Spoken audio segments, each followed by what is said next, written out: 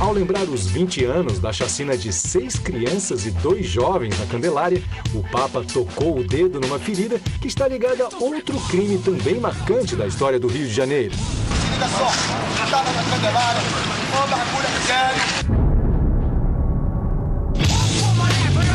Chacina da Candelária e o sequestro do ônibus 174.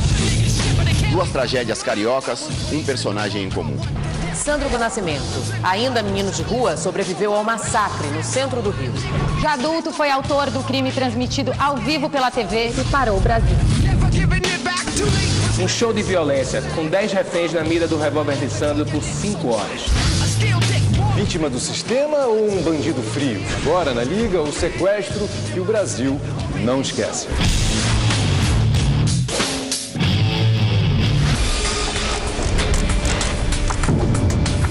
Um assaltante enlouquecido ameaça os passageiros de um ônibus. O drama dos passageiros deste ônibus começou pouco antes das 3 horas da tarde. 3 policiais tentaram convencê-lo a se entregar. Uma das vítimas é forçada a escrever que o assaltante está possuído pelo diabo. O bandido colocou a arma dentro da boca da refém.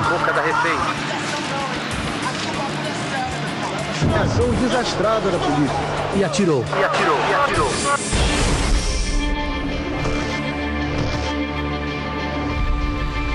Os 2 policiais militares interceptaram um ônibus da linha 174 a 350 metros de onde Sandro havia subido. 10 minutos depois, mais policiais chegaram ao local, bloqueando o trânsito e levantando um cerco no raio de 150 metros do ônibus, o que não impediu os jornalistas de se aproximarem para transmitir a tragédia ao vivo para todo o Brasil. O Brasil inteiro parou para acompanhar de perto o drama daqueles passageiros que estavam sendo mantidos reféns dentro do ônibus. Tio Oliveira foi um dos primeiros jornalistas a chegar para fazer a cobertura e a gente vai conversar com ele agora. Fala, Tia. Olá, tudo bem? Bom, tudo jóia. Diz pra gente como é que foi que você ficou sabendo da notícia do evento e foi escalado para cobrir aqui. Bom, eu estava na redação nesse dia por volta das 2 horas da tarde, 2h30, e aí a primeira notícia do sequestro veio através de uma câmera de trânsito transmitida ao vivo. Imediatamente, a chefia de reportagem deslocou várias equipes para cá e eu cheguei aqui na Rua Jardim Botânico com um cordão de isolamento já feito lá naquele sinal. 150 metros daqui, mais ou menos. Exatamente. Só que esse isolamento era muito mais para controle de trânsito do que para evitar que as pessoas chegassem perto do ônibus. Tanto é que eu consegui chegar aqui junto com o meu cinegrafista pelo meio da rua, tranquilamente, sem ser impedido por qualquer policial. E conforme eu fui vendo o ônibus, alguns policiais já estavam posicionados em algumas viaturas que estavam aqui espalhadas. E aí, para minha surpresa, assim que eu fui me aproximando do ônibus, eu escutei um tiro. E ele tinha atirado no para-brisa. Só muito tempo depois é que o batalhão especializado nesse tipo de ação, que é o Batalhão de Operações Especiais, o BOP, chegou para poder fazer todo aquele cerco da maneira mais adequada. Quando eles fizeram o cerco mais apertado, assim, o que aconteceu com você? Você teve acesso ainda ao ônibus? Qual foi a estratégia que você usou? Eu e o cinegrafista, a gente pulou esse muro, passamos para o outro lado e começamos a caminhar mais para lá. Por aqui tinha outras pessoas também, mais jornalistas? Tinha jornalistas, cinegrafistas, fotógrafos, os atiradores de elite já estavam posicionados. A visão que se tinha daqui era bastante privilegiada, até porque o Sandro estava de costas para eles, porque ele estava mais preocupado em narrar a situação para as câmeras de TV do que necessariamente com a preocupação com os policiais que poderiam atingi-lo no momento mais adequado.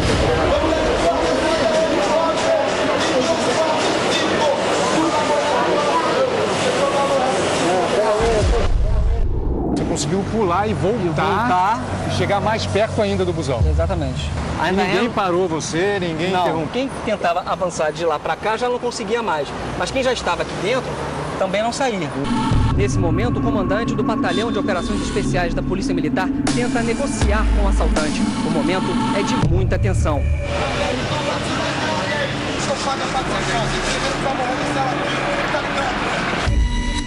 Você conseguiu ouvir a negociação, o que eles falavam? Eu consegui ouvir o Sandro Nascimento gritando a todo momento, dizendo que aquilo não era um filme de ação, aquilo era realidade.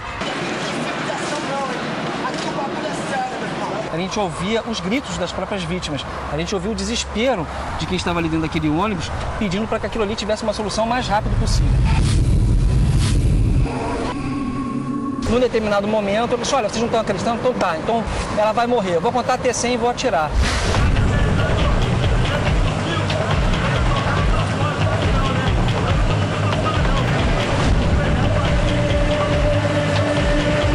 E aí ele saiu 1, 2, 3, aí pulava a contagem, 60, tá 70, 100, atirou. E aí é claro que todo mundo que estava aqui em volta se deu conta de que, na verdade, aquilo ali não era uma brincadeira.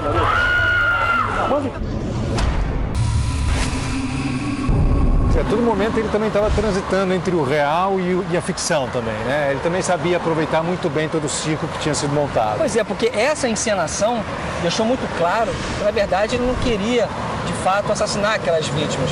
Ele já tinha libertado um estudante, já tinha libertado um pedreiro, já tinha deixado a Damiana descer do ônibus e aí depois acabou se descobrindo que ele fez aquela encenação para poder pressionar os policiais a ter um desfecho. A impressão que se dá é que durante todo aquele tempo ele se viu com todas as câmeras apontadas para ele e ele virou protagonista, coisa que ele nunca tinha sido a vida inteira.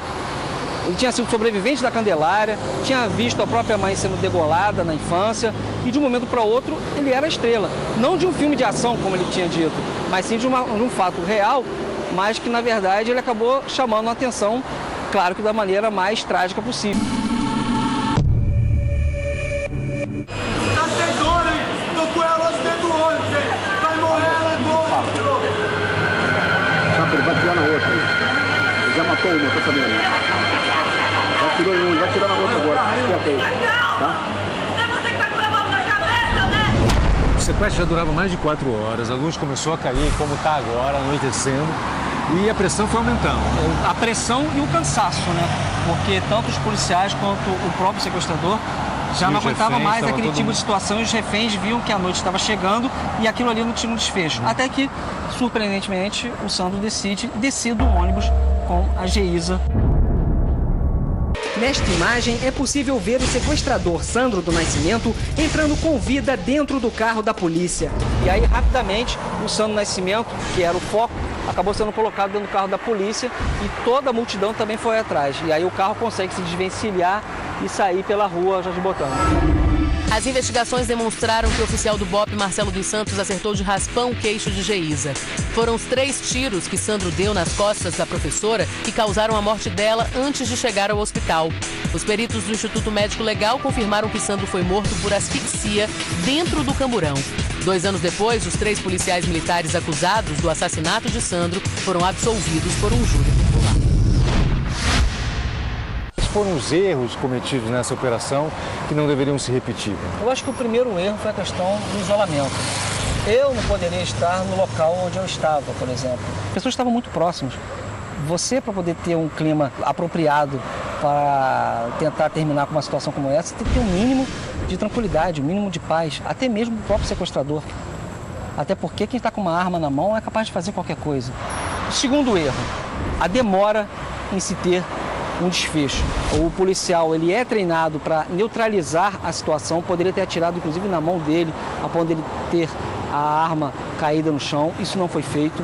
E eu acho que o terceiro erro foi a questão da imprensa também ter feito todo aquele aparato. A gente sabe que o jornalista tem essa gana mesmo, esse é o olho da sociedade. Então ele quer mostrar, ele quer chegar o mais próximo possível do evento, do fato que está acontecendo. Se não existe um acordo, se alguém fura isso, o cara da emissora concorrente vai até mais perto, você vai se segurar? Você vai ficar aqui desse lado ou você vai correr se não tiver um cordão? É uma boa pergunta. O que você responde? Eu não tenho resposta. Agora, uma coisa é fato. Certamente, se a imprensa não estivesse aqui, o desfecho do sequestro seria outro. Qual seria, ninguém sabe. Procuramos o BOPE, mas ele não respondeu aos nossos pedidos de entrevista sobre a sua atuação durante o sequestro do ônibus 174, um dos mais emblemáticos na história da violência urbana no Rio de Janeiro. Um episódio que forçou o batalhão a repensar a sua estrutura, investindo em equipamento e treinamento especializado, que também levantou o debate sobre o papel da mídia, que transmitiu minuto a minuto os acontecimentos sem checar informações, e que fez Sandro finalmente sair da invisibilidade, mas da pior maneira possível.